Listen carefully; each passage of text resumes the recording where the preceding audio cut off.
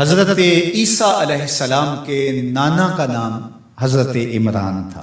حضرت عمران کے ہاں اولاد نہیں تھی، ان کی زوجہ حضرت حنا سلام اللہ علیہ پیغمبروں کا خاندان ہے، پیغمبروں کی صحبت ہے، تو وہ بھی صبر شکر کر کے اللہ کی رضا پہ راضی تھی۔ گھر کے صحن کے اندر دوپہر کے وقت چارپائی بچھائے ایک درخت کے نیچے قیلولہ کرنے لگی تو ایک منظر دیکھا کہ درخت پر ایک چڑیا نے گھونسلہ ڈالا ہوا تھا اور اس نے بچے دیے ہوئے تھے۔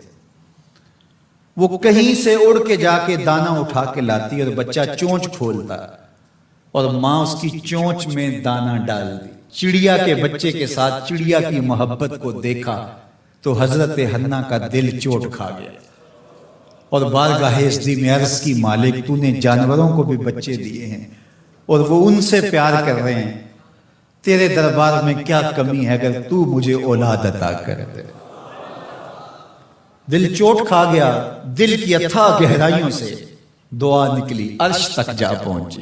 اللہ نے حضرت حنا کو کرم نوازیوں سے مالا مال کر دیا۔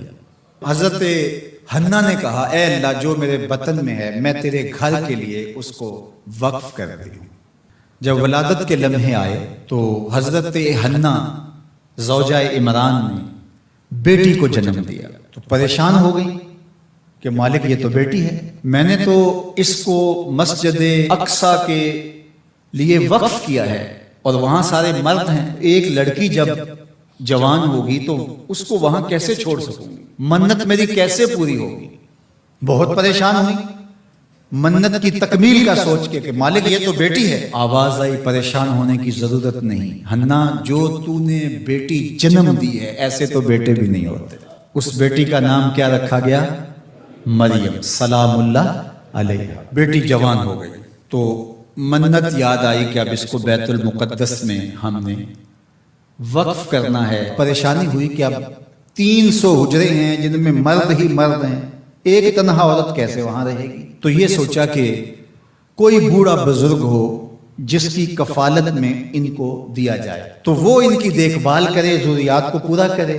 تو بہت سارے لوگ اس سعادت کے لیے تیار ہو گئے۔ پھر قرعہ ڈالا گیا، قرعہ فال نکلا حضرت زکریا علیہ السلام کے نام۔ اللہ کے جلیل القدر پیغمبر اور رشتے میں خالو بھی لگتے تھے، کہا یہ سعادت میرے ذمہ رہی، اور چونکہ ان کے ہاں بھی اولاد نہیں تھی انہیں کہا ٹھیک ہے ہم اسے بیٹی بنا کے اس کا خیال رکھیں گے۔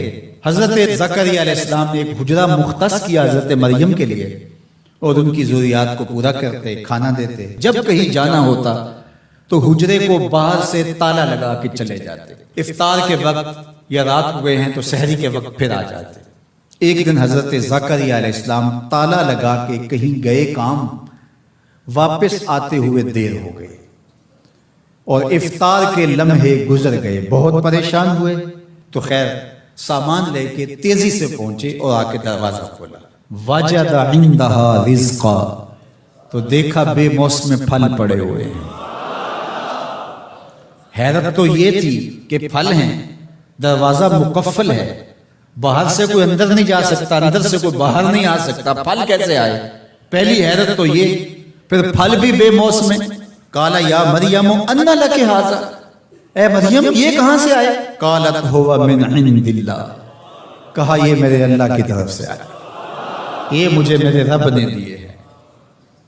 ان اللہ یرزق من یشاء بغیر حساب، وہ جس کو چاہتا ہے بغیر حساب کے عطا کرتا ہے، اس کے لیے کوئی مشکل نہیں ہے۔ جو ماں کے پیٹ میں بچے کو رزق دیتا ہے، انڈے میں چوزے کو رزق دیتا ہے، وہ حجرہ مریم میں مریم کو رزق نہیں دے سکتا؟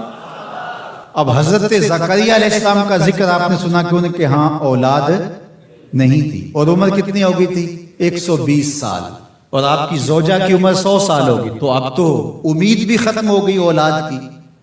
لیکن جب بے موسم پھل دیکھے نا تو اندر چھپی ہوئی امید کی موہوم سی جو چنگاری تھی وہ بھڑک اٹھی، اور حضرت زکریا نے ہاتھ پھیلا لیے، ہنالک دعا زکریا رب، مالک جب تو مریم کو بے موسم پھل دے سکتا ہے، میرے شجر عمر پر اولاد کے آنے کا موسم بیت گیا ہے، لیکن مالک کیا تو مجھے بے موسمی اولاد نہیں دے سکتا؟ حضرت زکریا وہیں کھڑے ہو کے دعا مانگنے لگے. معلوم ہوا جہاں رحمتیں اترتی دکھائی دیں وہاں دعا مانگی جاتی. ہم جب اللہ والوں کی قربت میں جا کے اللہ سے دعا مانگتے ہیں تو کچھ لوگ معترض ہوتے ہیں کہ اللہ تو ہر جگہ موجود ہے، یہاں کیوں مانگ رہے ہو؟ مسجد اقصی پاس ہے لیکن حجرہ مریم میں اللہ کا پیغمبر دعا مانگ رہا ہے، وہاں رحمت آنکھوں سے اترتے ہوئے دیکھی.